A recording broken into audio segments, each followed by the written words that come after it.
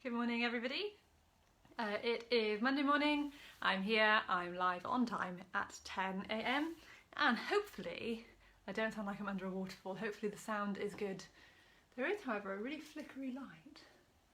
I don't know if you can see it flickering, but in fact, let me just touch the light switch. There we go. That's a bit better. I don't think I could have worked with the flickery light switch. So, we're in Luke, we're in chapter 22, and we're reading from verse 31 to 38. Simon, Simon, Satan has asked to sift all of you as wheat, but I have prayed for you, Simon, that your faith may not fail. For when you have turned back, strengthen your brothers. But he replied, Lord, I am ready to go with you to prison and to death.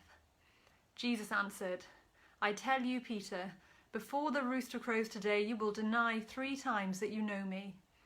Then Jesus asked them, When I sent you without purse, bag or sandals, did you lack anything? Nothing, they answered. He said to them, But now, if you have a purse, take it, and also a bag, and if you don't have a sword, sell your cloak and buy one. It is written, And he was numbered with the transgressions. And I tell you that this must be fulfilled in me. Yes, what is written about me is reaching its fulfillment. The disciples said, See, Lord, here are 2 swords. That's enough, he replied. Okay. Oh, I'm glad the sound is good, Larry, and good morning. So I actually accidentally read this passage to you last week.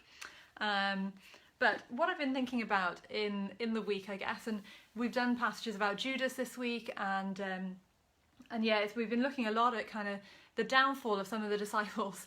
And you know what? It makes me really glad that I wasn't around in Bible times, that all of my failures aren't written in the Bible for the world to read for all eternity, because we all fail, don't we? And we all make mistakes. And I think that's really important to acknowledge. And I think that's where Simon Peter goes wrong in this. You know, Jesus is warning him, Simon, you're going to betray me. Simon, this is going to go wrong. And he's like, no, it's not going to happen. Like, it's going to be fine. My faith is strong.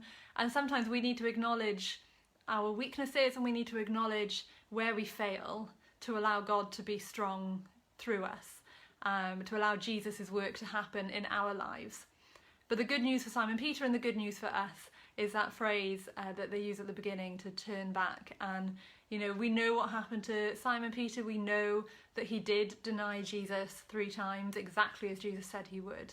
But we also know that Jesus chose him, and that Jesus used him, and that Jesus had a purpose for him, and that Simon Peter was able to turn away from that sin and to come back to Jesus and to come back to his purpose. And that's the great hope for us today, is that we can turn away from our sin. We can come back to Jesus, and he wants us to, and he still wants to use us. He chooses us, he loves us, and that's my encouragement for you this week.